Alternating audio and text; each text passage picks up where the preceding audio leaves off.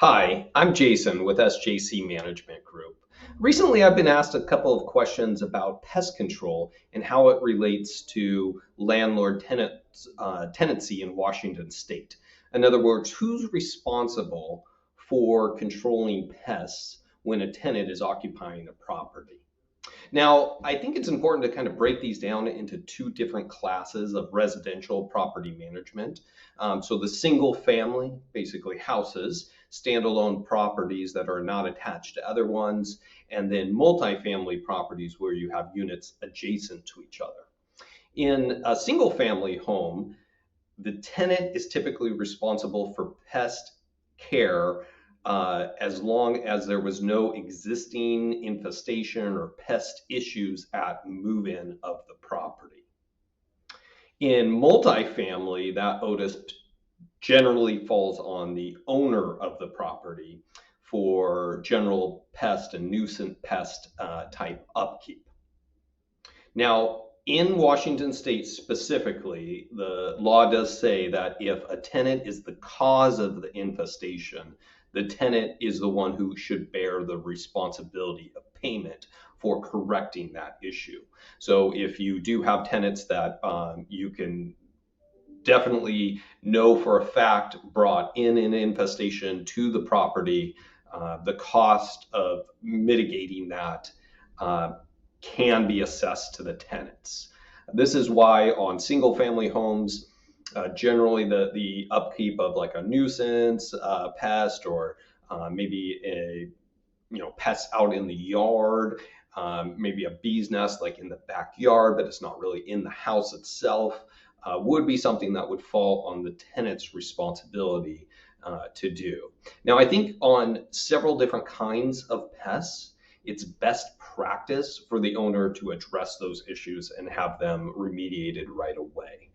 Pests that can cause damage to the property, I would not recommend just telling a tenant to go ahead and deal with that and then allowing damage to occur to your property.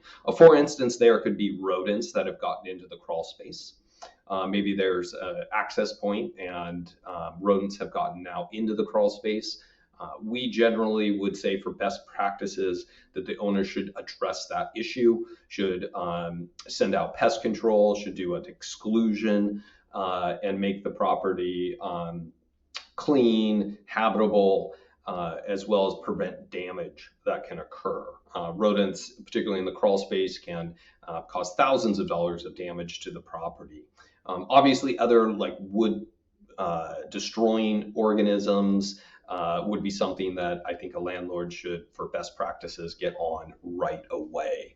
But again, if it's like there's a bee's nest in a shrub in the backyard, 4 or 5 feet away from the property, it's a single family, the tenants lived there for over a year, it wasn't an existing issue at move-in, the tenant's responsible for yard upkeep, I would say that would fall on the tenant for responsibility. Now, if it's a multifamily and it's a shared yard, then the owner would probably have the onus to address that particular issue.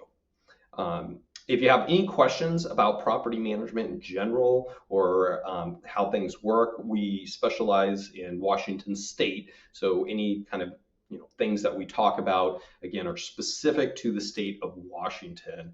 Each state can have their own separate rules and maybe best practices, because maybe you have some organisms that are more prevalent in certain areas of the country than you would have over in our neck of the woods.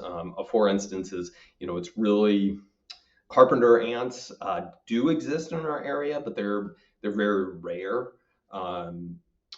Bed bugs are also something that can occur, but is again very rare.